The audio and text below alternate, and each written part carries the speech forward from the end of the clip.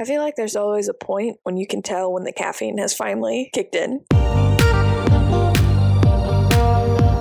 Hey, thank you for joining the Escape With Me Book Club. Escape with me, Sam Reiner. And me, Caitlin. Into our most recent read. Come with us as we evade reality and go into detail about a new book. We'll be covering the book from beginning to end, so there will be spoilers. Today we're going to the shores of Truilia and the deep seas of Atlantica. Published September 4th, 2018, this is the first return of Liz Braswell since the year-and-a-half-long break of the series. Now tackling the tale of The Little Mermaid, has her 2-year break between publishing reinvigorated her, or is it a lost cause? Spoilers, it is a lost cause. A little bit. Background. So, I mentioned this last book, but Ariel and Mulan, my 2 favorites growing up, until Tiana came along, and then Tiana was my favorite. So I really like Ariel. So that's going to be a problem. Apparently. Yeah, I mean, I enjoyed Ariel as a kid, not particularly much. And then I got into this age where I was like, wow, screw her. Her dad's totally right. She's so whiny. And now I'm in an age where, as a therapist, I watch it and I literally will cry every time I watch The Little Mermaid because I get so sad about the split that happens between her and her dad. So that scene where he starts destroying stuff, I literally will start crying, not because I'm sad she's losing everything, but because I'm sad of what this means for their relationship. Oh no, I think it's perfect. She's acting like a 16-year-old. Yeah. It's perfect. And then the dad doesn't know how to handle that, and so he does the thing, and it's way too far, and it's all very good. You don't notice that as a kid? No. But as an adult, they did that really well. Yeah, I mean, obviously he overreacted, right? But then there's the stuff underneath it. There's the fact that Ariel's mom's not there, you know, and he doesn't know how to parent a teenage daughter and all this really sad stuff, and he just wants to protect her, and he goes too far. Although technically he handled 5 other 16-year-olds. But Ariel is really obviously his favorite, which is probably an issue. Yeah, I thought that was interesting. Spoilers that they actually discussed that in this book. I forget where it was. There was a very distinct conversation where Ursula's like, you're his favorite. And she's like, no, I'm not. And she's like, come on, are you kidding me? Yeah. The Ursula sass, I think, was the only redeeming thing about this book. We'll get there. But yeah, I liked Ariel. I just liked her desire for adventure. Fair. A little bit more than Belle. Because Belle's like, I want adventure in the Great Wide somewhere. Except that's not at all what my movie's about. Yeah, true. She gets stuck in something one town over. Yeah, she gets stuck in a castle and she's like, well, that was enough adventure for one lifetime. Yeah, I'm going to settle down in this castle. I just needed to change her venue. But Ariel actually gets adventure. She goes out, she searches around sunken ships with sharks and makes deals with sea witches and goes to land and discovers all that. That's a lot. That's a good amount of adventure. That's probably the most adventure any princess had experienced up to that point. That's fair. Did Mulan come out after Ariel or before? Honestly, I don't think it would have mattered to me because I was so young. That's true. I was just saying, yeah, what you had said that it was to that point. Because these two, Mulan and Ariel, are the classic golden age of Disney in the late 80s, early 90s. Yeah, it came out almost a decade before Mulan. Oh, wow. Dang, okay. Holds up really well. Little Mermaid came out in 89, and I think it's what kicked off the Renaissance, but I could be wrong. And then Mulan came out in 98. Wow, it came out before DuckTales? So it did. You're right. It ushered in their golden age. Yay! It's a good one. So, yeah, I really appreciated Ariel for that portion of her personality. I didn't, as a kid, care as much about her relationship with her dad. I did, as a kid, was like, this is a little far. Yeah. With the whole destroying of her stuff. And then as an adult, I'm like, you just took away everything that's keeping her content under the ocean. Yep, exactly. She was only content to stay because she had all this stuff, and then you took all this stuff away, and she's like, well, there's literally nothing here for me. Nothing left. Overall, though, it's a great film. The music freaking bops. Under the Sea, Poor Unfortunate Souls. Those are great songs. Classics. My husband does a really good Kiss the Girl. Love it. And then Toni, she has just the most beautiful voice. Yes, it's very well done. Jodie Benson. I was close. Jodie Benson. That is not a Toni. Toni, Jodie. It's close. Yeah. But yeah, she does a really good job with it. So this book, once again, is a young adult with content warning. Welcome back, Liz. We have murder, kidnapping, I count ableism. Yeah. We can talk about that in a minute. Gore, blood, suicidal ideations mentioned, death of animals, like a lot of animals, and torture. So I put ableism in here, and I guess we can talk about this in this section. I don't like how Liz handled Ariel being mute. Okay. Why? Because we started out and I thought it was going to be really cool because it's like, oh, she has learned sign language, essentially. She calls it runes that she spells out with her hands. So it's a little different than sign language, but essentially it's a form of communicating with your hands. And she just really harped on how it's terrible and no one listens to her and she feels isolated. And there was a point where it's like, oh, I can totally see where someone could connect to that and be like, yeah, I feel really isolated. Not everyone knows sign language. Not everyone's willing to learn sign language. I feel like I have a disability. But then there was stuff like she is the queen and she does sign language and only Flounder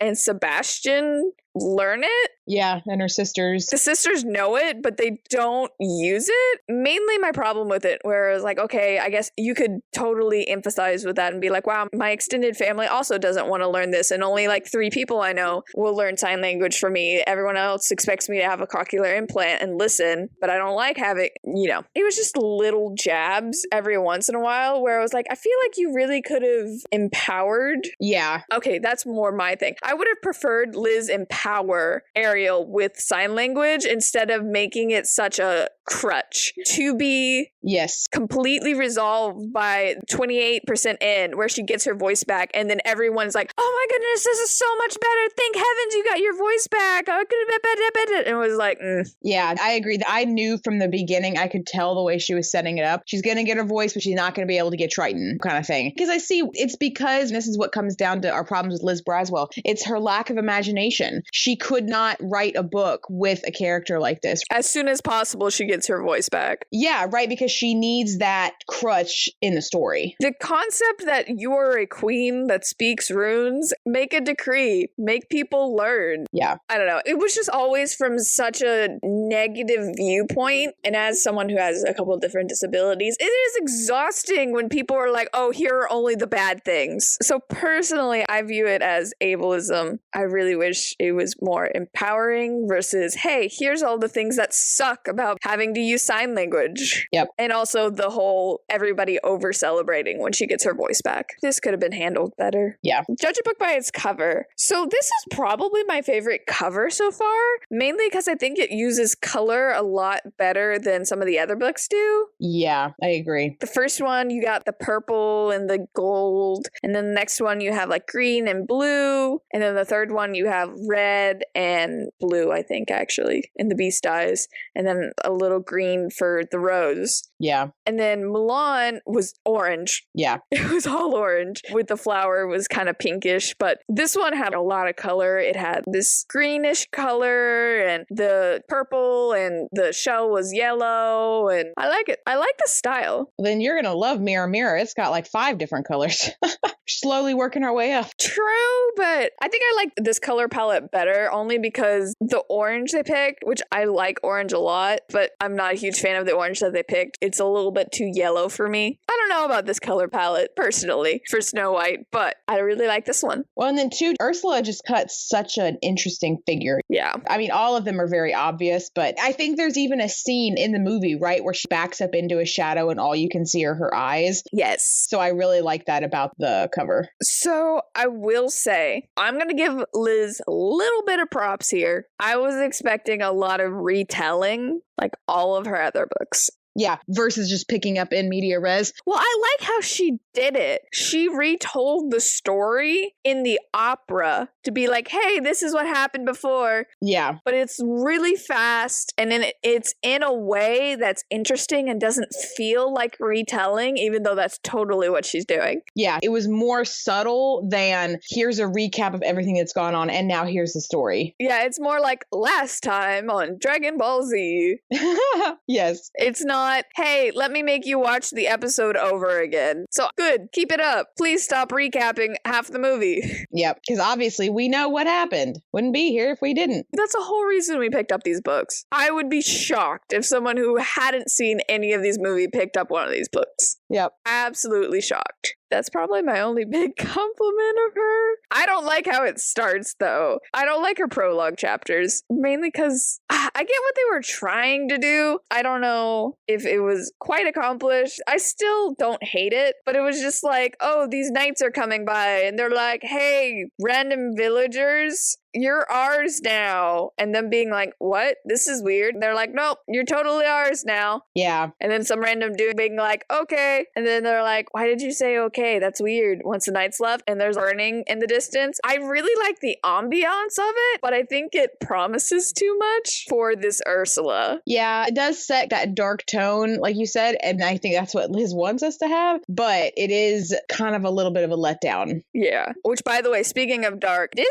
must have talked her butt off. This is not dark nearly as much as I thought it was, mainly because she gives a viewpoint to Ursula, which was a choice. What do you mean? Because we've had villains' perspectives before. We've had Jafar's perspective, I think once or twice in the first book, but it was really short and it was just focusing on actions he was doing. You didn't really get too much of on the inside what he was thinking. Yeah. But this time around, Ursula gets her own perspective consistently, but Liz only knows how to write underdogs. And so all three of them, Ariel, Eric, and Ursula, are underdogs. And it just makes them all look incompetent. I will give you that she does write incompetent people, and you have three of those running the story here. But somehow putting them all together makes them competent. Okay. Yeah. It's that age-old kind of thing. If you trash on your rival and they beat you, you look even worse. Yep. And so that's kind of how everything is. Ariel keeps getting blocked by Ursula, and you're like, wow, Ursula's a villain. And then you get Ursula's perspective, and she's a bumbling idiot that doesn't know what she's doing and is stupid and has weird plans. And I don't understand what the point of this was. It just made her look worse. Yeah, I think they tried to salvage it because basically what she was doing on land was working. I mean, she was conquering. She had all these plans set up. But it wasn't. That was the whole point. It's not working because they're like, oh, we don't have trade. We're not going to have enough ships. We're not going to XYZ. Morale's trash. That was because the way I read that, especially later in the book, was someone was explaining to her, you're now so focused on what she was going to do to the mer people, right? Like building the ships to go out and do the bombing stuff, that everything else has suffered. But Eric mentioned that that wasn't her plan from the beginning. It happened because Ariel came in and Ariel basically upended her life. She was like, nope, I got to put this person down once and for all. So her attention became split. But even before that, one of her first chapters is petitioners. And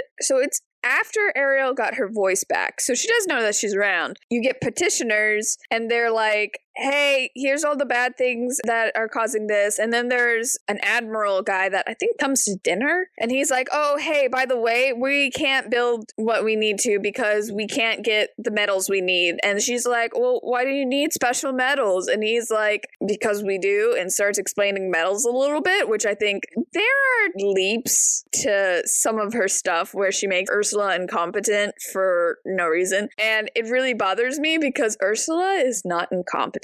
No, she is a pretty good villain. I feel like she would know that there's different metals. Well, I didn't think it was that she didn't know there were different metals. It was she was saying, wait, why is this a problem? And he starts explaining that not everybody eats off of gold. Yeah. And regular people eat off of iron, copper, all that kind of stuff. And so they don't have enough supply for everything. Yeah, but why wouldn't Ursula know that? I don't know. She lived in the capital city. She knows that not everyone... I don't know. Anyway, I don't like how they make Ursula incompetent. And I don't want to just go on her scenes. Yeah. We'll go as they come, but all of her scenes, I probably hate it because it's just yikes. But yeah, so it starts off with the opera, which I'm really curious where Eric got this talent from. It's a big leap from I can play the recorder to I can write entire operas for voice and orchestra.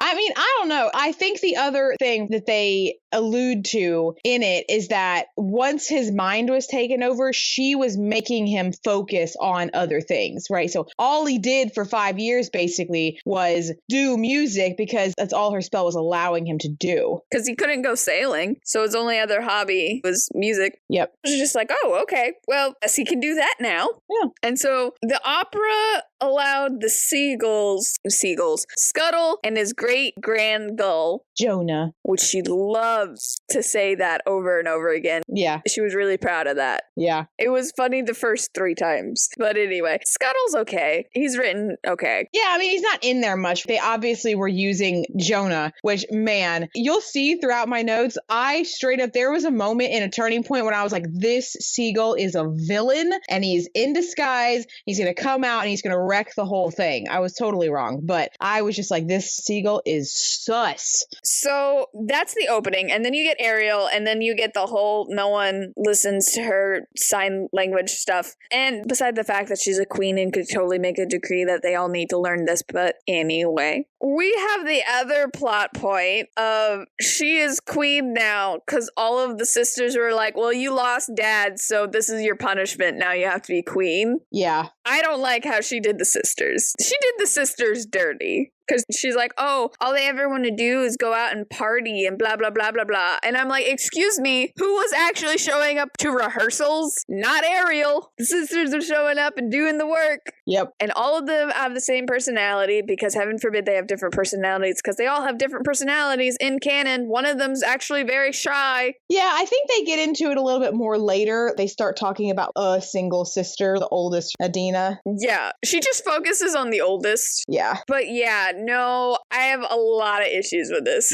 You think she's incompetent, so you want her to be the ruler. That's great. Yeah. But also, do not tell me that the oldest was not groomed from birth to be the heir. I think it's feasible that she wasn't because they did touch on a couple times how Triton is an immortal being. And so there wasn't really that expectation that he'd ever be gone. Still. So I definitely think it's possible, but... Yeah, like I said, it's really weird and super contrived just so Ariel can be queen. Yeah, they need her to have the power. It's really dumb. They need her to have the power. Yeah, because that's what the author wanted her to do. It was just dumb. It was a really dumb excuse, and I don't accept it. Especially at the end when the older is making judgment calls and stuff, and Ariel's like, oh, you're really good at this. And now she's like, oh, I'll be the right hand. Okay, come on. Where was this like 5 minutes ago? For real. Because I would have accepted if she was like, oh, I am to be the next heir. But she's like, cool, this is my chance to not. Yeah, like I don't want it. I would have accepted that. But it was specifically so they can just go to parties. Yep, swoon over boys. Why you gotta do the sisters dirty like that? Yeah. Well, I mean, part of it is I think in the original movie there wasn't a lot to work with either because they really didn't focus much on the girls. Like the one scene with the girls was the scene where she comes in and they're all brushing their hair. Yeah. Then you've got the extended universe with Ariel because you got like 3 movies and then you got the TV show and then you have the books. Yeah. There's a lot that you could have done there. But anyway. Canon typically includes the first movie. That's all anyone ever remembers, at least. I still think she did the sisters dirty. So somehow the gulls get the attention of fish who come down and tell Ariel, and they're like, hey, a seagull wants to talk to you. So she goes up to the surface, even though she's not supposed to? Question mark? Yes, she put out a decree that no one could go to the surface. Yeah.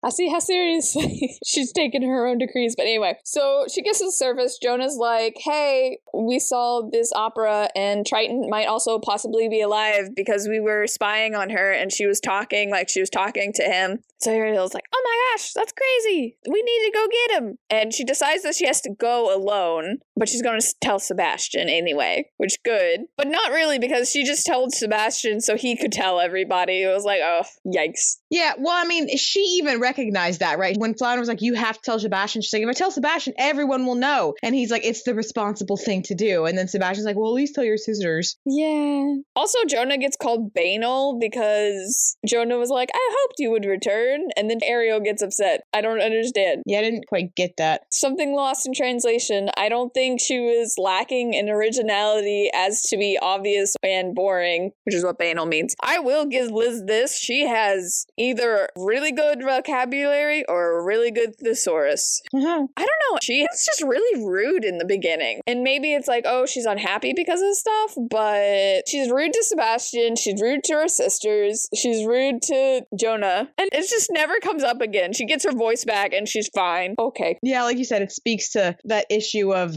okay, why can't someone have this and be happy? You're assuming that someone's life is completely and totally miserable. Yeah. There's no layers to it. It's not complicated. Yeah. It's not complex at all. It's literally just, this has ruined my life. But it's been 5 years. There's goodness to stuff. Anyway. Yeah. There's no intricacies at all. And it's just kind of yikes. Anyway, so she goes to the surface, so she's going over to the castle, and she sees Eric, and so she hides behind the boat. And I'm just like, Ursula's bad at this. Don't go sailing, gets in boat. I know he's only in the bay, but still, keep him away from water. I think that they had implied there were times when he could not go out into the water, and I guess she just happened to get him at a time where he could. Why does he have no soldiers tracking him? There should be somebody following him and reporting to her his location. She's not very good at this. Yeah, and they explain why, because she has gotten lax. It's been 5 years. She's turned herself to other issues. She's diverted attention away. Yeah, but he never had a tail. You don't know that. Because the main thing that they point out is like, oh, there's so many soldiers everywhere. And then now there's less soldiers. And they're not standing in the water like they used to, which good for them. But they never mentioned Eric had a tail at any point. And I feel like that would have solved a lot of her problems, but that's anyway. So Ariel turns human and then turns her trident into a comb, which is apparently something you can do. And they reference the original tale where it's like, oh, walking feels like knives. But then they also reference the footprints in the sand Jesus poem.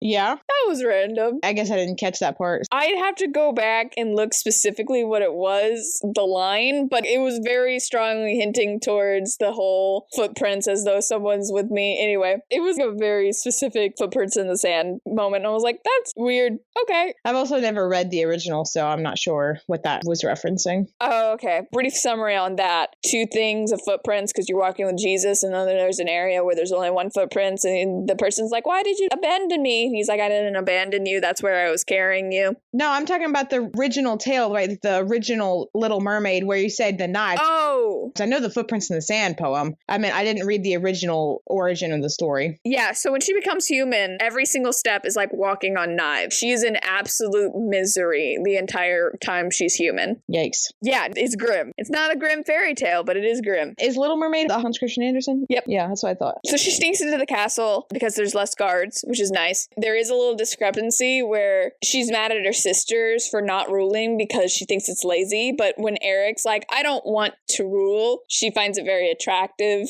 Yeah, he's being himself and just being natural and blah, blah, blah. Honey. Yeah. You're not 16 anymore. Can we not? Oh, goodness. But she makes it about to the second floors before the guards are like, who are you? But she runs into Carlotta, who I completely forgot about. But when I rewatched the movie, I was like, oh yeah, Carlotta, Grimsby. Yeah, her. I know who these people are. I don't think I knew her name was Carlotta, but I knew who they were mentioning. And then, of course, Grimsby, so. Yeah, they mention it once in the movie, I think. But they do are like, Carlotta. And you're like, oh, well, okay. Nice. So Carlotta helps. This is where Ariel kind of finds out that they have this weird enchantment around their memories. And they can't really remember the wedding as it was. But Carlotta seems to break out a little bit and be like, I remember you. And something weird happened at the wedding, which is basically what she had. Yeah. And so Carlotta's like, okay, I'll help you. And then she kind of guilts Ariel and is like, hey, since you're here, you should totally help free the kingdom from this tyrant that you brought here. Yeah. She definitely calls her out on, yeah, this is kind of all your fault. That's fair. So Ariel agrees to actually help get rid of her too. So she gets her dressed up as a servant and they're taking food to the royal apartment,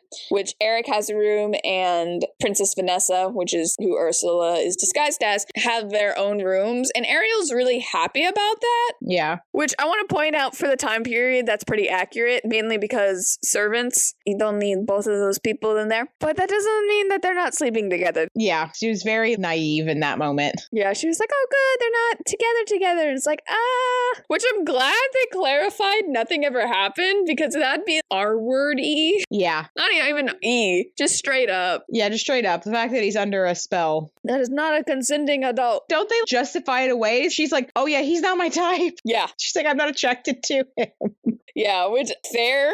She's like, I like guys with meat on their bones. Fair, girl, fair. Yeah, that was funny. Also, he's super naive and kind of dumb. Because here's the thing. Long story short, beside the fact that Ariel finds a bunch of octopus-themed stuff, which Ursula was having so much fun with, Ariel sneaks into the bathroom where Ursula is having a bath. And only in the bath could she have her tentacles, apparently. And that's when Ariel's like, oh, I could totally murder her. And she doesn't. And her reasoning is, in fairy tales, they tell you not to take your revenge, otherwise bad things would happen. And a part of me was like, oh, I wonder if she's going to make a theme out of that. Oh, be careful what you do and whatever. No, it was just a cheap excuse for her to not murder her. Right then and there. Alas. But here's the thing, and the thing that really broke the book for me even more so. I was trying, okay? I know it doesn't sound like it, but I was trying. Ursula took off her magic necklace and put it somewhere kind of far from the bath so Ariel could steal it. Yeah, very just convenient.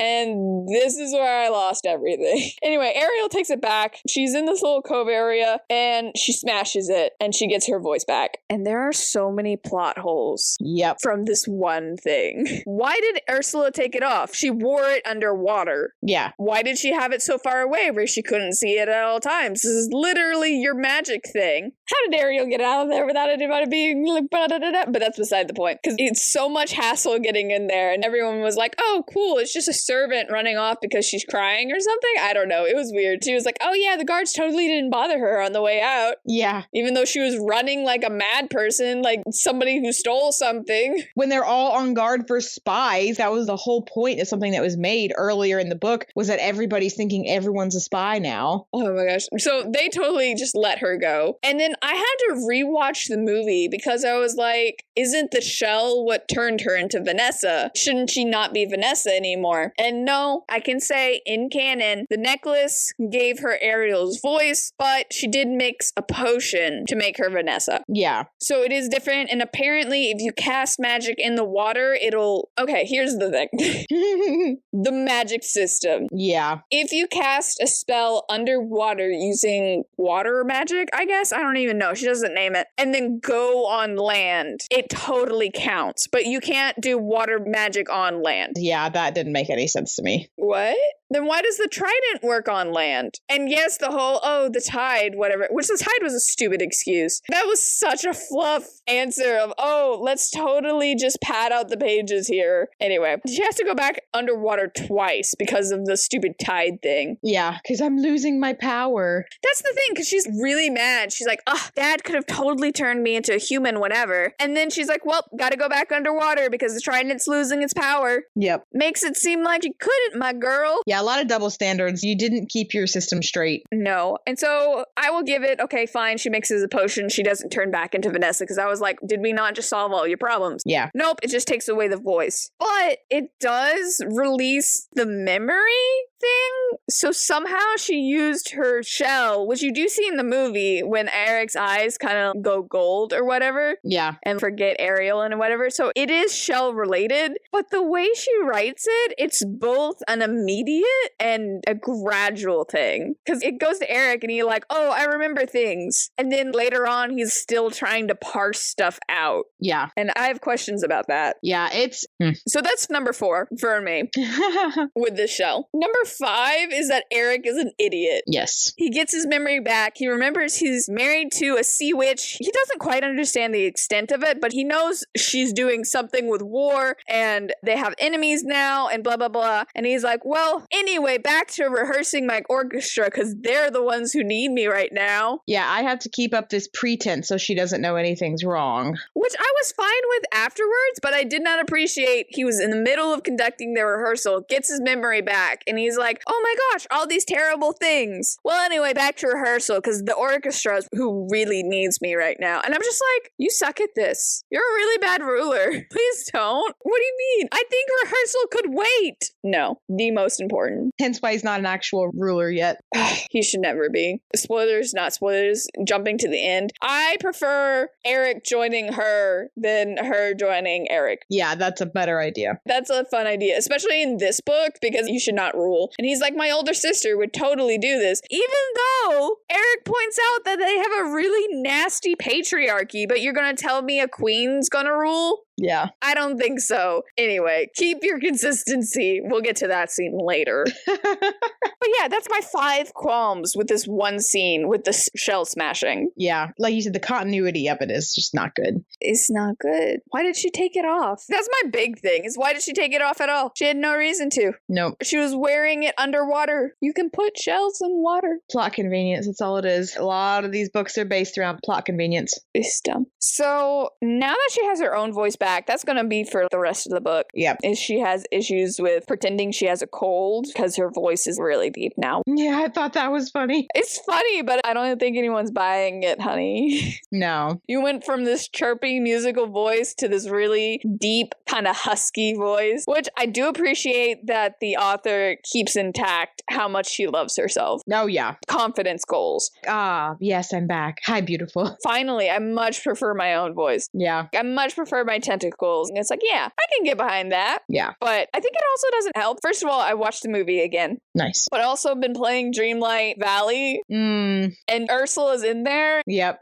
And so you interact with Ursula a lot. This book doesn't feel true to form. Yeah, no. They did take a couple liberties with her. Yeah, to just diminish her because viewpoint. I wish she had not had a viewpoint. I don't know what the author's need for dramatic irony is instead of mystery, but could we not? Anyway, so Eric decides, yeah, I'm going to just play normal. And the thing that gets me is like, oh, I can't do anything to stop this, of course, because then I would be a competent ruler and we wouldn't be having this book. He's just terrible. It'd be one thing to be like, yeah, I need to play it cool and be smart about it, but he's just straight up like, I'm not going to stop her. Yeah, I think his justification was, I can't act until I have a plan, so I have to sit here and formulate a plan before I do literally anything else. Okay. Yeah, he was like, I need to figure out what's going on, and then does nothing to figure out what's going on. Yeah. Oh, he's really bad at this. I also wish he didn't have a viewpoint, because mainly his parts were dumb. A little bit. I also wish Ariel didn't have a viewpoint, so there we go. That's how I feel about that book. Yep, we didn't need this book at all. Okay, here's the other thing with the magic system that's an issue. She decides that Ariel's voice and Eric's memory and kind of willpower are shell related, but everyone else isn't? Yeah. How? Was there a separate forgetting spell that she cast after it all happened, or what? Yeah, and how did she do it? You can't do sea magic. Oh, here's the other thing. Oh, you can do sea magic as long as you're standing in the ocean. Yeah. Girl, go put some feet under some waves and cast some spells. Why are you trying to learn land magic? Yeah. You're in a coastal city with your private beach. You literally have your own private beach. Go use it. Ah, she's so dumb. Who approved this? Who was like, yes, this is the book. This is the one we're going to make into a graphic novel. What? That's the thing. I had high hopes for this because it is the first graphic novel. Okay, well, it must be popular. Yeah, we'll see how it works. Yeah, popularity does not equal good. Nope. And a part of me wants to read it just to be like, how much do you change? Probably not. So at this point, instead of being in the castle, she goes to town? And I can't remember why she did that. I think she was trying to get the lowdown and be like, hey, what's going on? Anyway, the book adds a couple of extra scenes. Yeah. Because she's remembering the time when she went with Eric. And there's a couple of things that happen in the movie. She definitely messes up a puppet show. Yeah. And you do know they go to a bakery because when they're driving back, they have 2 things of bread. Okay. But they add that he bought her a bunch of pies. It doesn't mention the dancing, which I was surprised about because that was a really cute moment. Yeah. Anyway, so she's there and soldiers are bragging about guns and the terrible war crimes they're committing. She gets a lecture about war from the pie maker and why it's bad, in case you were confused on why war is bad. Yeah. Ty. Also, the town has the myth of Athens that they think is about them, and Ariel clarifies, no, there is an Athens in this world. Yeah. But it's backward?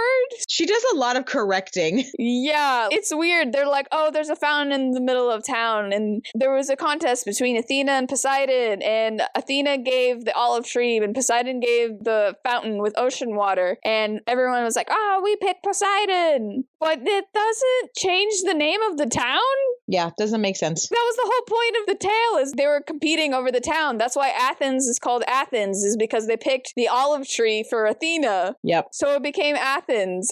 Weird. That was a weird inclusion. Yeah, she does school people a lot, though, in this, and I think it's really funny. Oh my gosh, you don't meet Ariel until a chapter of oceanography lessons. Yep. And she just sprinkles it in as she goes. And it's like, I get it. I really do. Oceanography, history, science of animal creatures, all that kind of stuff. It's hilarious. You've done a lot of research, and I can tell. Yeah. But please make it plot-centric. Yeah, it's not. Not just info dump. But anyway, I guess that's the setup for later on to be like, oh, the fountain actually has seawater, so it's fine. It's not just fresh water. And it's like, okay, that's kind of useless. So anyway, she befriends a lady that is an apple seller, and she has a bunch of tattoos. And a tattoo artist. I loved it. She's a tattoo artist, which is really cool. Given the plot and how much she's used, it's kind of random. Yeah, very random. And then she's like, make me a promise that I can see you transform into a mermaid. Yeah. This is wild. She's like, here's a whole bag of gems and jewels for 7 apples. Oh yeah, that was the thing. She went to shipwreck stuff and was like, hey, here's all the valuable stuff. Hopefully one of these will work as currency because,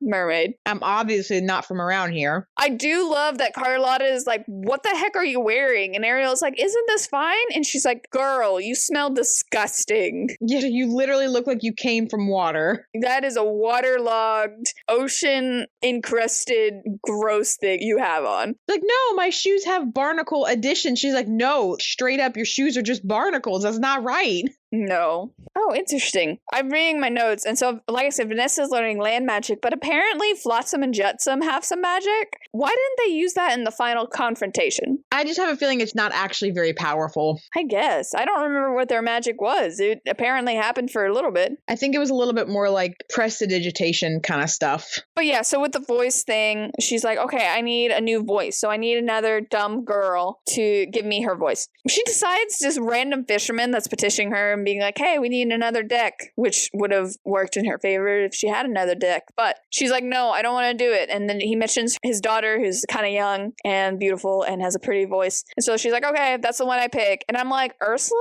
You good? That's a little close to home. Yeah, you could totally do it for Ariel, who's going to on land, and nothing's gonna come back to you, really. But this random girl, you don't think anyone's gonna notice? She suddenly went mute? Her dad's gonna notice. Yeah. Well, also... Don't piss where you drink. Yeah. She hasn't even heard the girl's voice yet. You hear that she's got a beautiful voice, and you're gonna assume that it's close enough to your other voice to just be able to use it and pass it off? True. What? You need to hear this girl's voice first. Although she probably would claim that the Cole did something weird with her vocal cords or something. And that's fair. But you're so right. Yeah. Because here's the other point. Do you trust the dad to be unbiased? Yeah, right? And 2 people can have high-pitched feminine voices and sound completely different. Your voice and my voice are very distinct, and you can't say that the difference between the 2 comes from a cold. Come on. Yeah. So that was my problem. I was like, girl, you need to hear this voice first. Well, yeah. So my problem was this is a stupid plan. Yeah, ultimately it's a stupid plan, but whatever. Yeah, we'll get to it. Oh, we'll get to the payout in a little bit. They're going to string us along forever about the voice thing, though. Yeah. So also she's trying to make an alliance with this other nation so they'll go to war with them. Yeah. And there's this dude that's also really obviously a spy that they just kind of let walk around. And I'm like, you could have made that a delegate. Why did he have to be a spy? Anyway. Yeah, he died though, right? Like in this scene, she poisons him. Yeah. And it's pretty obvious that's kind of what she's doing. Because he's like, we're not doing this. This is not beneficial to us. You are a tiny little town with barely any military. You have supply chain issues. Yeah. It's not great. And so she poisons him with tea. Yeah, and he waits on her to drink that classic, like, oh, you have to drink tea first. And then once she's fine, then he'll do it. Nah, sorry, sir, you're still dead. Yeah. And this is canonically taking place around the time of the French Revolution. Oh, okay. Because they mentioned it. It's like, oh, in other places, people are coming up to go against the rulers and killing them and blah, blah, blah, blah, blah. And I'm like, okay. Since this takes place in Spain, by the way. Oh. That was a very clear jab at the French Revolution. Oh, nice. Well, I have the note here because I remembered like when trying to find where to put my note in that you didn't have the exact scene. But this right around the time is where I was like, that seagull is not a seagull. That Jonah is totally sus and he's going to end up being a villain. This is where I started to get the hints of it. It just kept getting stronger and then I was so wrong. That's hilarious. I can't remember what the scene was though. But here's kind of the thing. Everyone finds him dead and everyone just accepts it. Yeah. There's no investigation done whatsoever. They're just like, oh, this perfectly healthy man that died mysteriously. Nah, I feel like they knew it was her, just no one was surprised. Maybe. The way they were doing it was like, oh my gosh, why did this random guy possibly die? And later on, someone's like, it was Ursula. You know that, right? And they're like, yeah, duh. What? Yeah. It's murder and intrigue. Yeah, this perfectly healthy man is just found on a balcony, and you're like, well, sucks to suck. Just gonna have another one. That's the other thing. The king isn't like, what the heck happened to my person? He just sends another one. Yep. Okay, so what about Jonah made you think she was Sketch? That's what I'm saying. I can't remember what the scene was that was happening at the time, but there was something that happened with Jonah right here where I was just like, Sketch. Nope. And it just gives me real sketchy vibes. I couldn't remember what it was here. She does keep popping up without Scuttle. Yeah, random spots, and then she's super intelligent, and I'm just like, I don't know, man. This bird is going to be some like Flotsam and Jetsam or something like that. Yeah. I'm like, I don't know about this. That was where my first musings of it came in at this point in the book. Yeah. So Ariel has to go back to the ocean because tides, and then it comes back like I think a week later. Yeah, it wasn't very long. But it was also kind of convenient. It was like, oh, good thing Ursula isn't doing stuff while you're gone for a week. She does increase the amount of guards, so she has to kind of sneak past that. Yeah. But she finds Carlotta. Carlotta's like, okay, we need to find Grimsby. And so they find Grimsby, and Grimsby like, okay, we need you to talk to Eric. And so he gets Eric to meet her by the shipwreck once again. Just give him a tail. At this point, I will say she should have had a tail on him. Oh, yeah. Just lets him walk around. Yeah, I think at this point she had already suspected that he had woken up from it. Well, yeah, because the shell was broken and she lost her voice. Oh, well, no, that's true. She knew. So at this point, it would have made sense for him to have a tail, you know, like having Flotsam or Jetsam following him, but no. No, she just was like, I don't know where he disappears. He just takes daily constitutionals. Not at all. And later on, she calls him out and she's like, I know you're working with Ariel. What are you doing to stop this? Nothing. Anyway, Eric complains about wanting to run away from his problems because he's grade A royalty. Yep. And then, as you like to point out, he's like, oh, you would never understand how I feel. A little bit, I would want to say, no, she doesn't, because she stepped up. Sir Prince that does whatever he wants and just frolics around all day like a rich person. She's a queen. She has a job. That's what he's feeling bad about, right? Because he's feeling this guilt and this burden of having been asleep for so long and not taking care of his family. And so now he feels this like overwhelming need to take care of his people. And he's like, you wouldn't understand. And then she's literally like, I am a queen. For real, man. It was such a clapback. It was so funny. I did like that. Yeah. They have some weird moments in the conversation. Like, she starts the conversation by saying, Eric? ? And then later in the conversation, she says his name. She's like, oh, that's the first time I've said his name. And I'm like, honey? Yeah, you good? Is your short-term memory okay? I'm concerned. And then this is the part where I'm like, he instantly remembers, but he doesn't. Ariel has to tell him that Ursula's part octopus. Yeah. Which, granted, I don't think he's ever seen her, so maybe that's not a bad on his part. Yeah. He sees she's an octopus after things fail with the wedding, and she turns into Ursula. So, fair. Yeah, that never happened. And so he's kind of in shock. He's like, oh my gosh, she's half octopus? And Ariel corrects him by saying, no, she's half god. Ariel, if she is half god, what is the other half? Is it perhaps the other half is octopus? Yeah. It's so dumb. She's half octopus? No, she's half god. Ariel, what is the other half?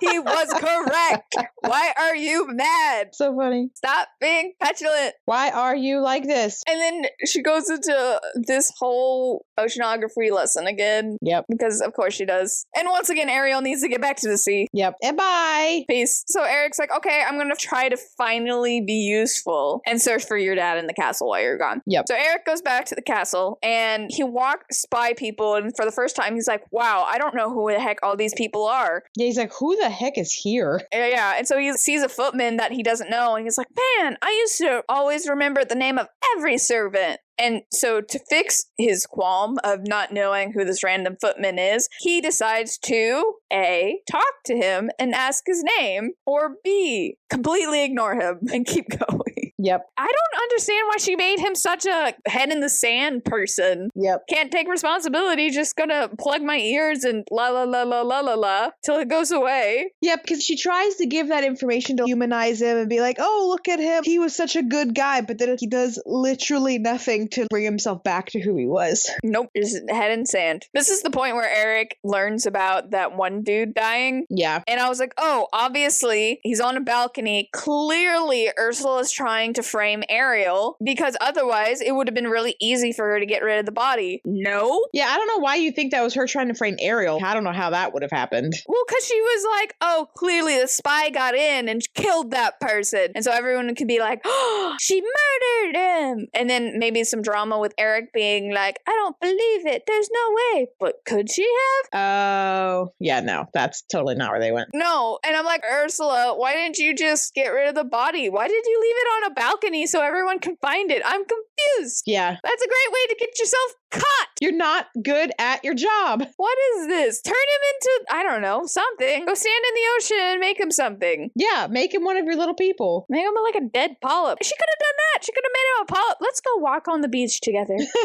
for a little bit. And I will make you a polyp. She's not charming enough anymore because your voice is all that matters. Ugh. What happened to body language, Ursula? Really? Yeah, that was your whole thing. Body language. Nope. That would require her to actually act like Ursula. Yep. Heaven forbid. So anyway, Eric is looking through all Vanessa's crap, and she's a hoarder, which accurate. Yeah. I do like that kept the Ursula as an absolute hoarder and just keeps everything. And she's got all this stuff. Yeah. So there was a moment where he's looking through stuff and he's like, gewgaws and gimmicks aplenty, devices and doodads galore. It's like, okay, I see you. Yeah. We're making a stretch. We're trying. It's a little different because it's Eric's before I see. Okay. That's the only song reference. No. We don't see the French chef except for once. Yeah, and they reference Poor Unfortunate Souls. Oh, do they? Yeah, they do. I caught that. I think it was when Ursula's talking to this other girl that she's going to try and steal her voice from. Oh, that makes sense. Part of the reason I love that scene was, and we'll get there, but it was an exact duplication of the movie, but then if the person had literally any sense at all. Yeah. So there's a bunch of bottles on her vanity, and he realizes that, okay, here's another magic thing. Polyps, right? There's these enchanted bottles to make it look like there's other stuff in it except for polyps. Yeah. And so he breaks the spell by looking at it dead on and then looking away and seeing it in the corner of his eyes. Yeah. And then looking back and being like, I saw it. Caught you. Yeah, peripheral vision. And then all of the things are like, oh, you saw me. I give up. Magic gone. What? Yeah. I mean, I don't know. I've seen magic work like that in other places, like illusion charm. Basically, once you've seen through the illusion, that type of charm or that type of cast won't work on you anymore. So I don't know. I don't think that's out of the realm of the ordinary. I've seen that before. I think it's dumb, though. Isn't that sea magic? What is this magic system? Who knows? So anyway, he finds a bunch of them, and for some reason, they don't want him to just chuck them into the ocean. Yeah. Even though ocean water is what turns Triton back into his normal self? I have questions. Because he's like, oh, should I throw you guys into the ocean? And they shake their head. Yeah, no. Vehemently. He's like, oh, that's not what I'm supposed to do. And I was like, oh, maybe that would kill them or something. No. Seawater turns them back to normal. I don't know. Convenience? Yeah, exactly. Plot convenience. Purely. So he's searching around, can't really find anything. And then for some reason, even though all the servants hate her, they're like, oh no, Mommy and Daddy are fighting. We need to have them have a romantic dinner. Yeah, he literally describes it like a petulant child who's scared their parents are drifting apart. They wanted us to have dinner together. What? Why? That was so dumb. Have this dinner be a demand from Ursula. That makes way more sense than the servants who up until this point have been terrified of her, realize all the terrible things she's doing. Yep. No, now we really want you to have a romantic dinner. dinner together. Please get back together. And the purpose of the scene is just for them to threaten each other. You didn't have to have that happen over dinner. Yeah. That can be at any time. Anyway, also, the only thing Eric likes about Vanessa is something where she's not like other girls, and I just want to throw the book out the window. She doesn't pretend to feel faint like other ladies do. Yeah. I'm going to throw something at you, Eric. You're dumb. He is dumb. Not a fan. So the author decided that along with everything else, Vanessa's issue is gluttony? And I gotta be honest, of all the 7 deadly sins, sloth, but gluttony's not intimidating. So she's trying to intimidate him, but eating really disgustingly? And this isn't scary, this is just kind of gross. I'd see in your note, Eric, you know what a carnivore is, don't you? Oh my gosh. That's so funny. Yeah, because he's like, I'm confused. You're eating seafood, but you're from the sea. And I'm like, Eric, what are you doing? You do know what a carnivore is. Sharks eat fish too. You know mermaids are omnivores, right? Yeah. How dare you kill fish? Goes and eats dinner. You guys aren't surviving on kelp. Nope. But we're gonna ignore that fact. Anyway, I will give him this. There's one point where he wants to act natural, but he doesn't really want to talk to her. And so he just sings part of the opera, the soprano mermaid part of the opera for 7 minutes. Yeah, I thought that was pretty good though. That was hilarious. Yeah, it was a good pivot because she mentions Ariel. It must be the mermaid that's got you all worked up. And then he freezes. He's like, oh yeah, actually, I finally got this girl to hit her soprano note and my mermaid's coming together perfectly. I was like, oh, okay, like, that was actually pretty good. Yeah, that was sly. The one good thing he did.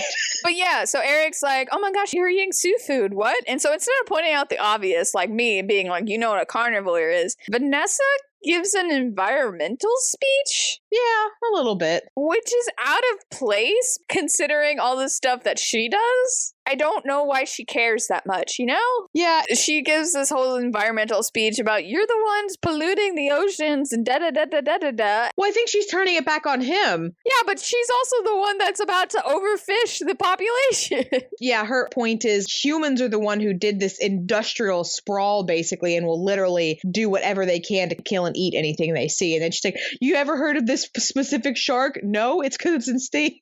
Yeah, it just felt weird coming from Ursula. I could totally see Ariel doing that, but it was just weird coming from her. Yeah. This is incongruent. Again, you're trying to humanize her. What are you doing? Yeah, stop. You've done that way too much. Yeah. And so at this point in the dinner, she's like, I'm going to kill Grimsby if you keep this up. Finally. Okay, act like a villain. Yeah. Cool, you're threatening somebody. I'm here for it. This is my villain. Finally, you're a villain. Yeah, and you find out that she's kept Trident for this big spell that she could do. Yep. Which is really cool. So around this point is when he points out that she's wearing a new necklace now. And he's like, oh, it's stupid and you can't even see it and da-da-da-da-da. I'm like, okay, cool. That's where Triton is. See, I didn't even pick up on that. It was in parentheses. Oh, also she's wearing this new necklace now that you can't even see. I guess in the audiobook part, that didn't click. It didn't stick out as much because it probably would have been like every end of the sentence. But I'm serious. For no reason whatsoever. He's talking about Vanessa. There's a paragraph in parentheses, like a sentence. Oh, and she's also wearing this new necklace. Keeps going. Yeah, that's sus. Tell me your editor said you had to have foreshadowing without telling me your editor said you had to have foreshadowing. It is so out of place. It doesn't make sense where it is. Why is it in parentheses? Just describe what she's wearing. Nope, parentheses. Also, she's wearing this new necklace.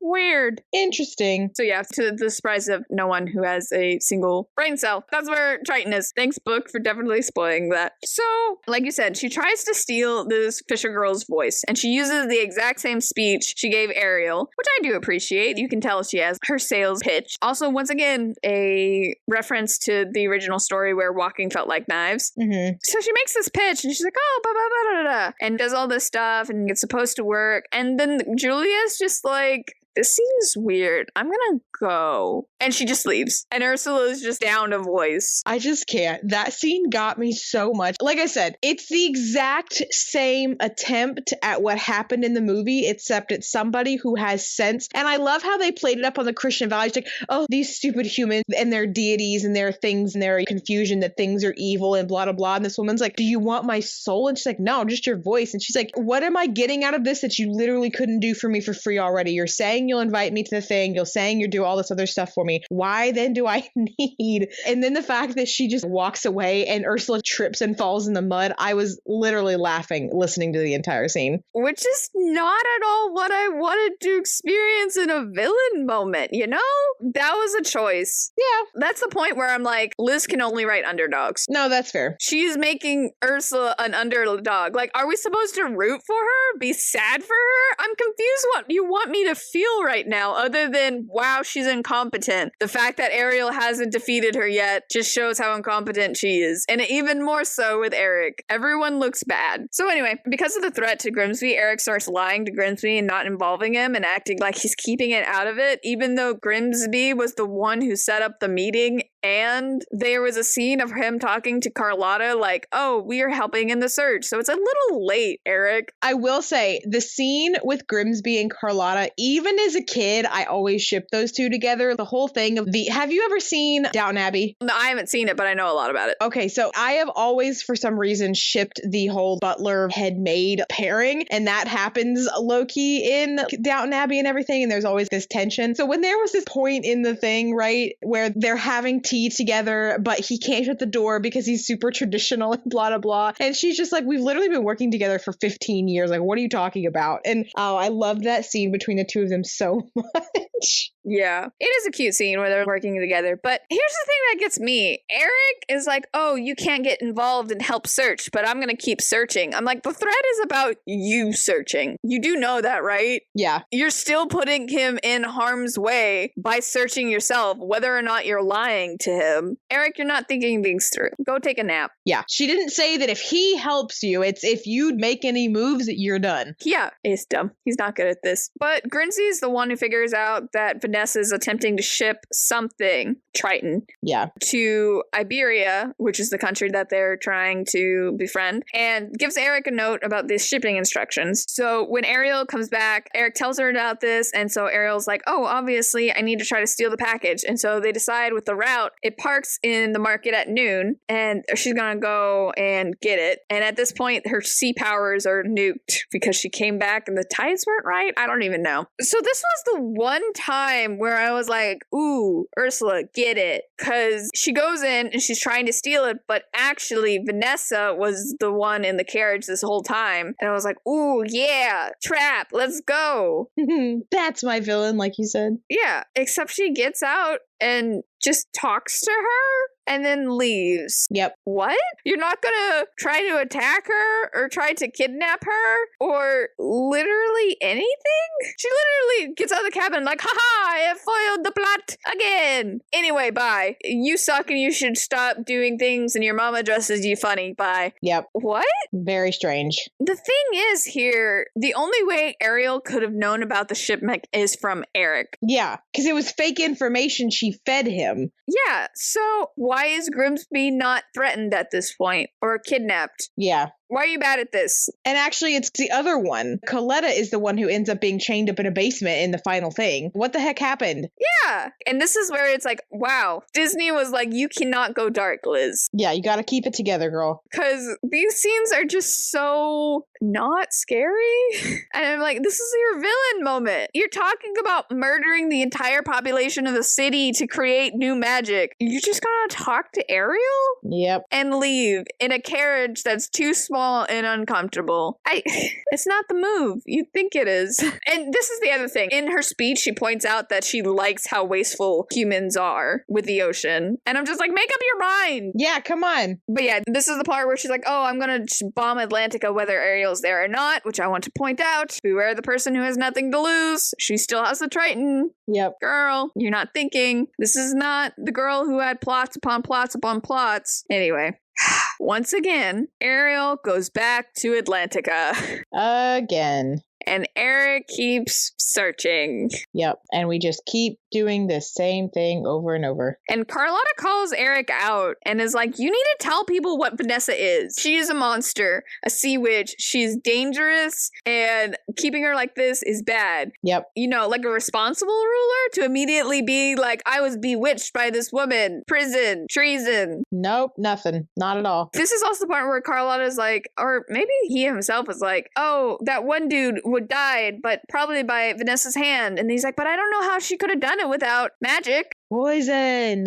Poison. The thing that's been around since the dawn of time. Yeah, and that she obviously has a garden growing that did not start growing in the last 2 weeks. Yeah. Anyway, going through her stuff, he finds a bunch of witchcraft thingies, and he is shocked that witchcraft is real. Yeah. What? Come on, my man. You've seen so many things. You're in love with a mermaid. You've seen her as a human, even though she's a mermaid. And you know there's a sea witch who stole her voice and now doesn't have her voice, but is also an octopus. Yep. And you know your memory's been tampered with, but this is where we're shocked? Yeah. This is where I draw the line. Witchcraft isn't real. This is where I draw the line. Witchcraft is real. What do you think this has been? Pretend?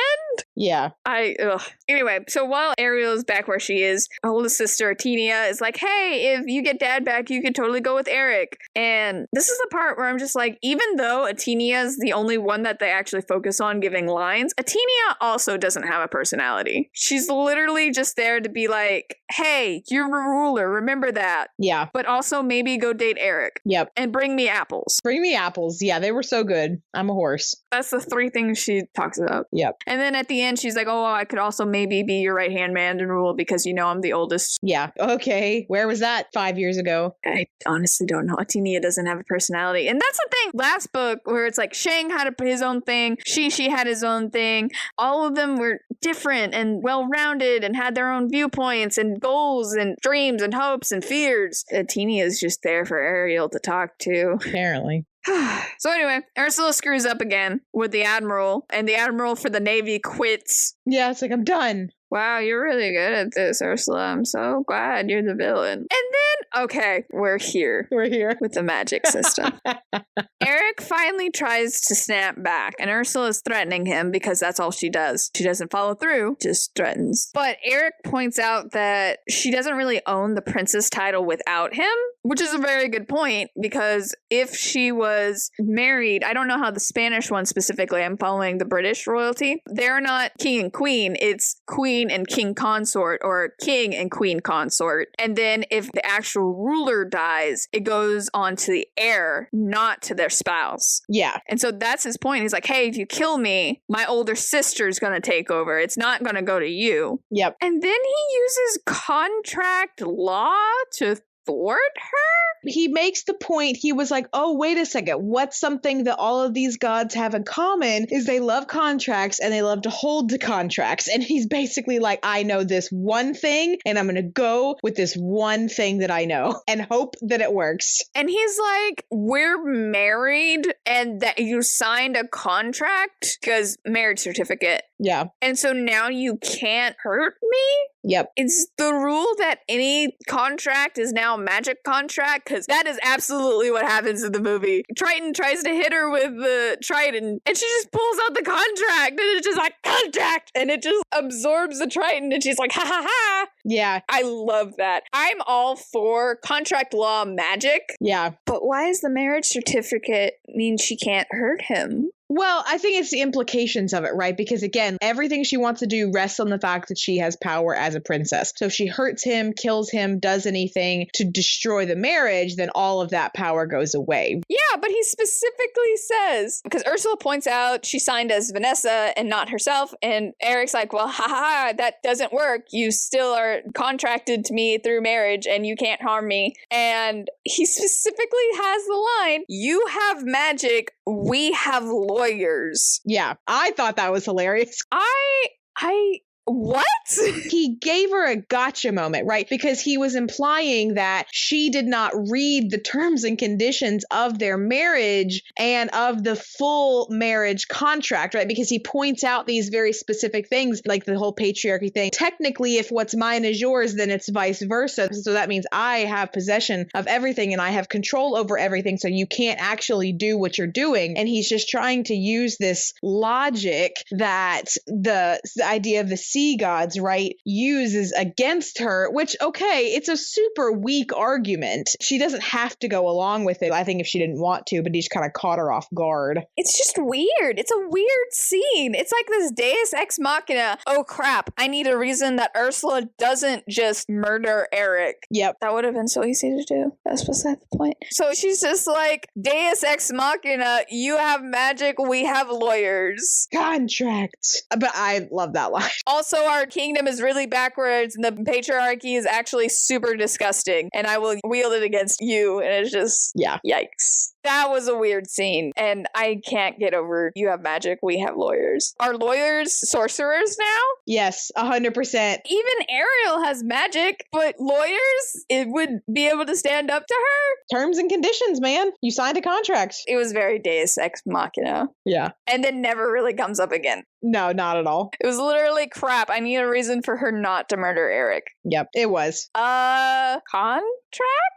We'll see if that sticks. Anyway, he keeps looking around. He finds a very badly drawn atlas and a strange paper with runes on it, and so he's going to show it to Ariel. Ariel shows back up again, finally. Can we just do it? No. Nope. We need page filler. Yep. So okay, here's the thing. She comes up to the surface and finds a huge animal pile of fish that have just been left on the beach. And the seagulls are like, oh my gosh, this is awesome. I thought Vanessa had poisoned fish and left them on the beach to help keep the gulls from helping Ariel. She had figured out the gulls have turned on me. Here's poisoned fish. I know for a fact they won't be able to resist and at least kill or make them very sick. Yeah, take out the population a little bit. No, that's not what happened. At all. That would have been smart and villainous. I never thought I'd see the day where I'm like, Liz, why aren't you going darker? Yeah, because it doesn't make sense. You're trying to be too PG. It's so weird. Anyway, I stand by. She did Maleficent so well. Why is Ursula like this? Did you not like Ursula? Is that the problem here? You didn't like Little Mermaid? Anyway, what actually is happening is apparently the humans are overfishing because they're on the search for a magical fish, which I thought would be Ariel, but nope, it's apparently Flounder. Yeah, she's like, oh my god, they're trying to kill Flounder to stop him from helping me. I get you. That would hurt Ariel. Yeah. Upon finding this out, Ariel, instead of going back and being like, hey, Flounder, they're trying to kill you. Keep yourself away. They're trying to get you. She gets angry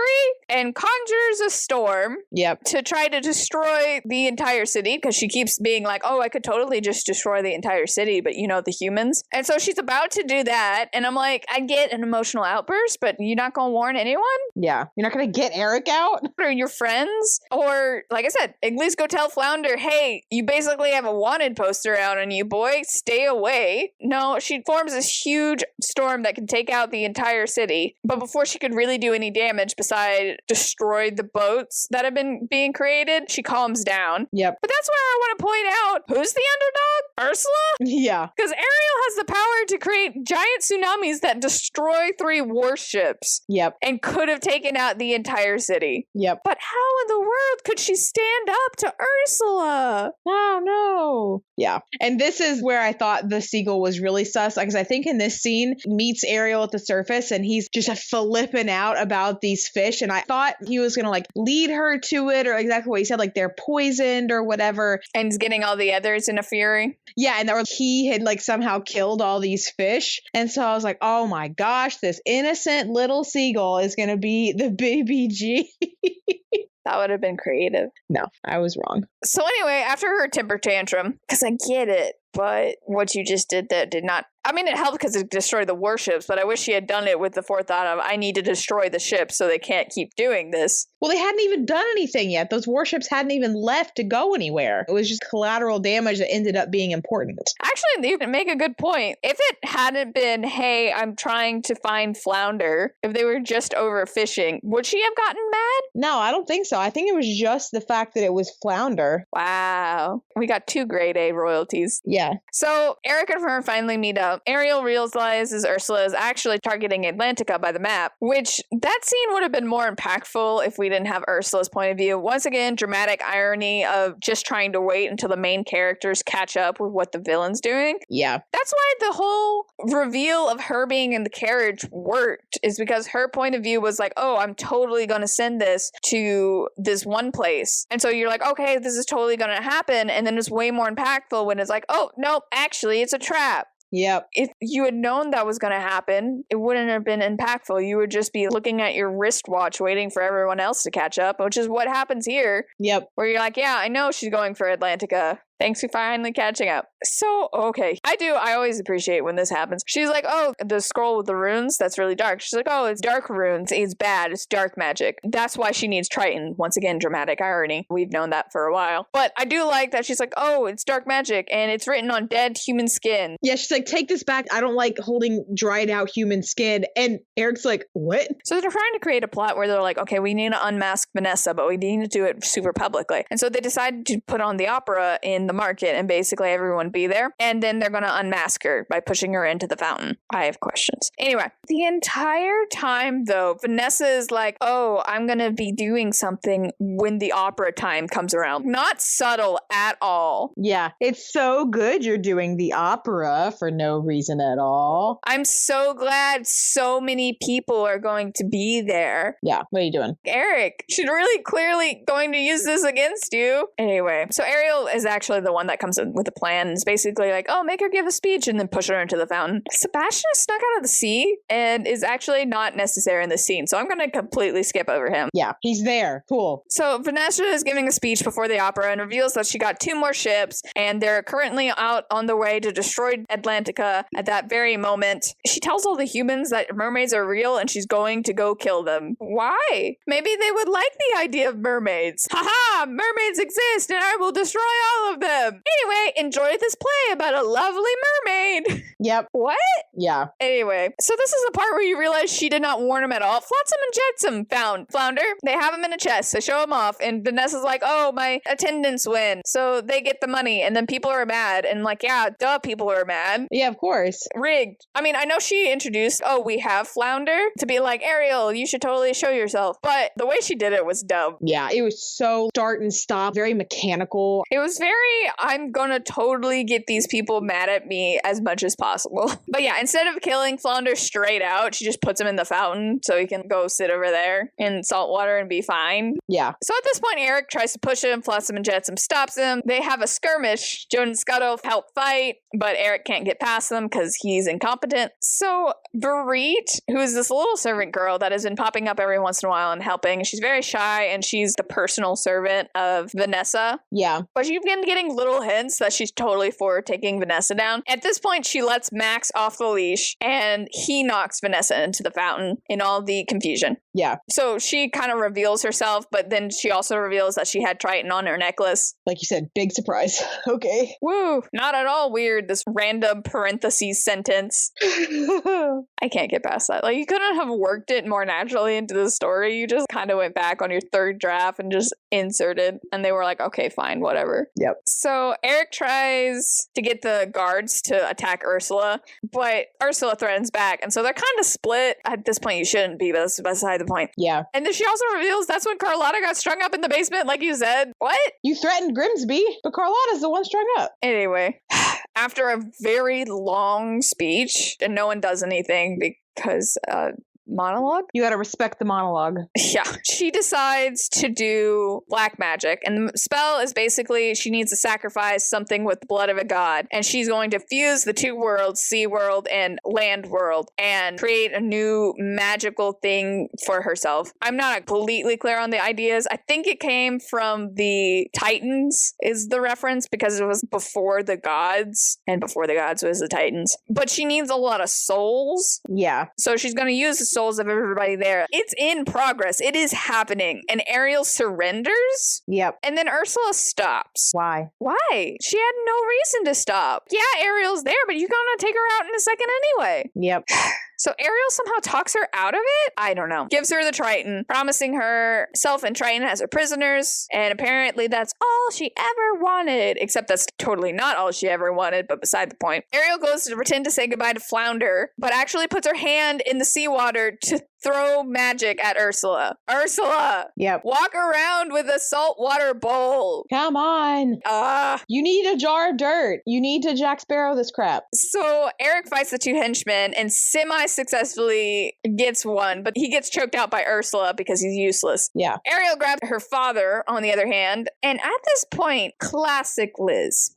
Flotsam tries to get Eric, but something happens where Eric moves, and so instead, Flotsam ends up stabbing Ursula. Yep. So once again, the hero doesn't kill him, but the villain ends up dead. Yep, because your hero can't be stained with murder. No blood on these hands. Literally. Except for all the fish. Yeah.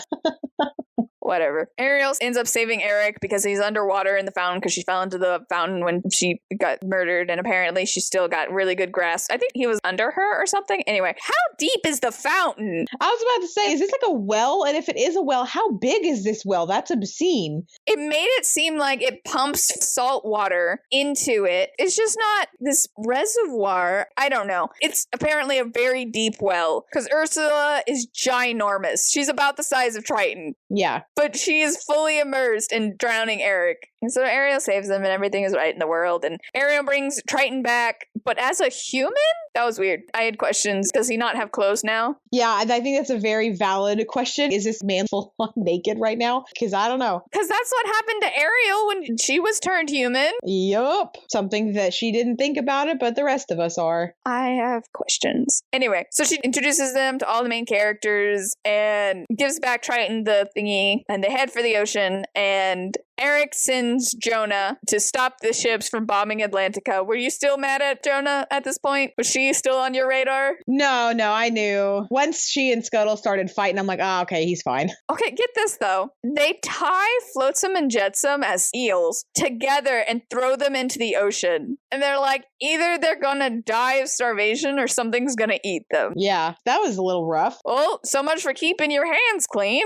Then he's having to undo everything Vanessa did and tell everybody about Vanessa dying, and he kind of covers up that she was a sea witch. Anyway, I don't know. Whatever. Yeah, there was very specific things where he tells some people that she died and who she was, but then everyone else is like, I have to draft a carefully worded note to make sure that people know that she's dead and gone. And I'm like, what the mess? I don't know. And again, the magic of it, these people should remember that now. Yeah. Right? In theory, the person who casts the magic dies and their magic is lifted. The whole city knows. In theory. Everyone watched it happen. Yeah. Why are we being like, oh, I'm going to cover up the fact that she was a sea witch, and except for the fact the entire city knows and the word's going to get out. Yeah. Anyway, Verit, the little servant, gets a tutor, and Eric's like, oh, when you get old enough, you can either be my assistant or go to university. And I'm like, so are you going to do anything about that backwards patriarchy? Because either she becomes an old maid or she loses literally everything in marriage. Yep. Like she has no benefits of getting married. Yep. Congruency, my girl. That was gross. So they celebrate for like 3 days that Triton returned, and Triton's like, do you want to stay here and be my right hand? And mention Atinia actually becomes that. She's like, actually, I want to explore the ocean, then maybe 1 week a month spend it with Eric. And I was like, oh, that's a twist. I actually kind of like that. And he didn't learn anything. No. He says, absolutely not. And she gives him a look. She's like, you really want to do this again? She basically threatens him like, you remember what happened last time you said that, right? No, I'm doing this. Get over it. Yeah. So Tinia's like, okay, so hear me out, Dad. Why don't you just make her a envoy between the Mer and Eric's humans? That way she's doing that. And then an envoy when she goes off and explores and tries to find these other people. So for her first job is to go see Eric. And Eric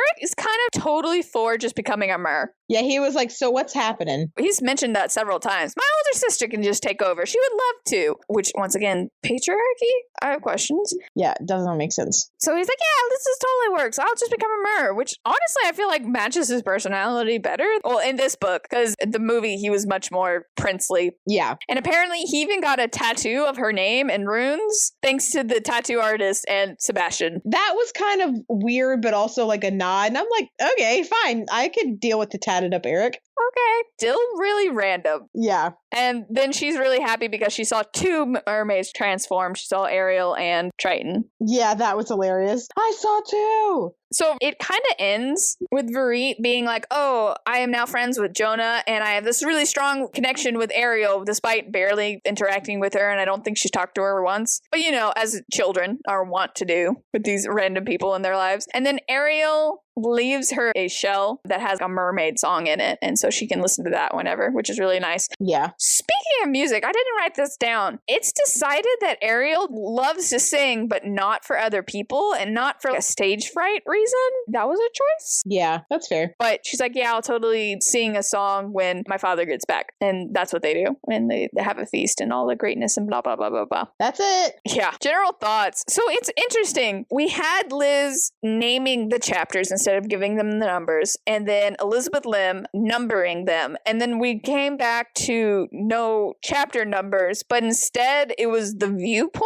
Yeah, the perspective shifts. So it'd be like Ariel, Ursula, Ariel, Eric, Sebastian, Ariel. There were sometimes Ariel was back to back for 3 chapters. Yeah, because that got really confusing in the audiobook, especially there at the end, because it was what amounted to what I imagine every 2 pages they were switching perspectives. And I'm like, are these really new chapters every time this is happening? And I saw like it was switching. I mean, I want to say this one because that's how it works. Let me look. I think it literally had 65 chapters. It was a lot. Yeah, chapter 65. But every once in a while, a 30-minute long chapter. Yeah. And then back to like 5 minutes. So I don't know why sometimes they didn't just combine chapters. Yeah. If they were going to have the same person do it over and over. Anyway, the fact of the matter is she had no idea what to do with 3 main characters. Nope. She had absolutely no idea what to do with Eric. And so she just kept making him do nothing or do the same thing over and over again with no results. Yep. Like the fact that we did the visit of the tide literally 4 different times. Oh my gosh. It was just such repeats. It's like I get Ariel having a viewpoint and I could get Eric having one, even though I don't think she does it well. Ursula? Why does she have a viewpoint? I don't think it added. I think it actually took away a lot of stuff. Yeah, you could have had a lot more mystery and action adventure stuff and not just whatever the heck that was. Also, like I said, she very obviously studied up on her oceanography and she was going to tell you everything. Very proud of it. And not in the fun way. Like, I didn't mention this in the first book, but in the first book, you can tell she was Egyptologist. She threw really fun stuff. And then she also had Aladdin's character from Arabian Nights, and his friends were 2 other characters in other stories in Arabian Nights. And so it's like, oh, subtle nods. If you know, you know. That's cute. I like that. But this one was not subtle. No. It was just info dumps about oceanography and lectures, which are great to interweave with the important thing. But like I said, sometimes she does it to such an extreme, I don't know how people could relate. Yeah, like unless you have also done this degree in oceanography, because she doesn't do it to educate us necessarily. Like you said, it feels more like a flex. Yeah. Because, example, overfishing. Absolutely, there are problems with overfishing in the world. But because of the way she does it, no one's overfishing because they're looking for one fish. Yeah, exactly. How is that relatable? Yeah. It doesn't play with any of the nuances of why overfishing happens and supply and demand and the problems of not diversifying the fish we have available and blah, blah, blah, blah, blah. Yeah, like you literally just killed and released fish instead of, okay, I'm going to put in all this effort to fishing and I'm not going to keep what I find even if it's not the right fish. Yeah, they're just putting it on the beach. That alone, just tossing it back. There just could have been a talk about responsibility. Here's how to eat seafood responsibly. Here are invasive species that we need help with. Here's ones doing harm to the environment. And so it's like, ask for these instead of tuna and salmon. There could have been some conversations and it could have been really good. But it's like I said, it was a flex. And then all of the problems were so out there that I don't know if people could relate without being that snobby vegan. Because that's where I feel like Ursula was going with that one rant. Yeah. And again, it didn't make any sense. It was so out of context. Especially when 2 chapters later, she was like, I love that about humans. Why were you mad? Just tell him you're a carnivore and he's an idiot. I can't tell if at this point I'm just numb to it or I think it was somewhat better than her other stuff. But there were some funny spots, you know, some scenes that made me laugh, some things that were like, oh, okay, like like what we talked about, like Eric had that one, okay, nice job, my man. You did it. You did the thing. But yeah, it was weird, especially listening to it too. It was just,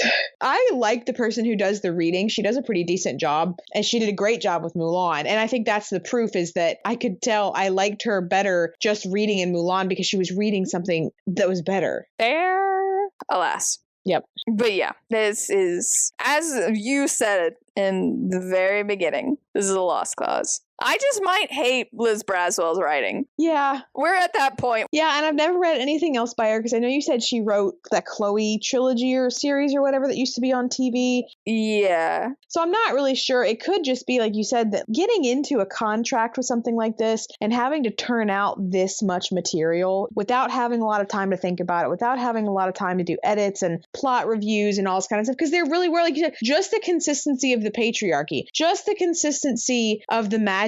That alone, those are things that you can fix and post edits and work on. Or the really obviously parenthesis sentence, oh, by the way, this necklace exists. Yeah. I mean, I don't know. I'm not a writer, so I can't really actually speak to how hard it is, but... Oh, it's hard. It absolutely is hard. I believe that 100%. And the problem with me not knowing any of her personal writing, I don't realize how much of this is I am crunched for time and how much this is her personal writing style. Because she does really like dramatic irony. She loves going dark randomly. She loves vocabulary, and she loves spewing you with whatever the heck she's been researching. Yeah. Those are absolutely characteristics. And I don't know if, like you said, they're just glaringly obvious because she didn't have the time, or if that's just who she is as a writer. Yeah, exactly. But I don't want to torture myself and read her other books. Yeah, because her next book, isn't it? Straight on Till Morning, Peter Pan. Oh, no. I like Wendy. The next two are Jen Kalanita. Yeah, we got a new author. Yeah. For Mirror, Mirror, and Snow White and Frozen. Conceal, Don't Feel. Yeah, I don't know how it's going to go, but yeah, she got back to back. And then we get our girl back, Elizabeth Lim, who we've already thumbs upped. Yep, Liz Braswell, Straight On Till Morning. Well, darn it. Yeah, to be fair, there are only, in what we have left to read, she has one, two, I think only three left out of the like 6 or 7 that we have left to do. Yeah, she has Straight On Till Morning, then What Once Was Mine, and then she's part of the Twisted Tale anthology. And Unbirthday. Alice in Wonderland's Unbirthday. They took it off the Twisted Tale Disney book site. What, the anthology? No, the Unbirthday. It's not on here. I'm on the wiki. Yeah, but I'm at books.disney.com. They do not have Unbirthday, just like they don't have Aladdin. Oh yeah, Unbirthday is in between So This Is Love and Go the Distance. So it came out at the end of September 2020. Yeah, they've taken it off Disney. Interesting. Why do they keep doing that? Why is it always... Okay, I'm not going to be terribly surprised that it's always Liz, but why is it always Liz's books? We know why. That's what we're saying. Well, I don't understand why they took away Aladdin. It was fine. Are they planning to redo it? I just don't understand why they're taking them off. Wait, what was the website you said? Is that the official one? Yeah, this is something we're going to have to explore later, but yeah, that's why I didn't realize we had a third one by Liz. Now I'm sad that she's doing... I'm just sad whenever she's doing something. Yeah. Take Pinocchio. Put Elizabeth Lim on one of those. We'll see how it goes. But one question for the author. I want to know when Disney put their foot down about the darkness. Was it after she did her first draft? Because I feel like there's a lot of times where she could have, and then she pulls back. Or drops the rope. Yeah, it almost feels like she put something in there and then she edited it down to like one dark sentence, you know, kind of thing. Yeah, and then didn't remember all the foreshadowing before that was going to happen. Yeah. Or like I said, there are totally times where she's like, oh, I'm going to do this evil thing, drops the rope. Oh, I'm going to stop you and I'm going to trick you and think that your dad's being shipped somewhere. Anyway, bye. Yeah, exactly. Because if Disney was like, hey, don't do too dark in the beginning and that was her first draft, yikes. I'm trying to give her the benefit of the doubt that she did have darker stuff, and Disney was like, no, take this out. Yeah, because her first couple really were dark, and you can go to some dark places with Ariel. I mean, especially the original fairy tale. Yeah, and I stand by Aladdin being a 4-star, and I stand by her second one being a 4-star. And you can go to some really dark places with both of them, and she does. There were several times we were like, geez. Yeah, like, come on. But then you got Beauty and the Beast, and it was like, is this YA? Is this Disney? Yeah. Who approved this? So yeah, that's my question. I want want to know when, because I want to know how much of a benefit of the doubt she should have. Yeah, that's fair. I guess my question would be then, does she have tattoos? Because it was so random to throw a tattoo artist in there. Like, that was the most random thing, to have this random little apple seller who's actually a tattoo artist. Just for it to be like, hey, I got a tattoo. Yeah, I got a tattoo of your name. Mainly because he didn't need Arnett for that. He could have just been like, yeah, Sebastian showed me the runes, and then I got a tattoo artist to do it. Yeah, I want to know if Liz has a tattoo. Rating. I put getting inked out of 10. Not getting a tattoo, getting inked specifically. It hurts. It's red. It's itchy. You can't touch it. It's sore. And then what was it for? Yeah. Because you don't get the tattoo at the end. Yeah. I'm going to say getting bad seafood out of 10.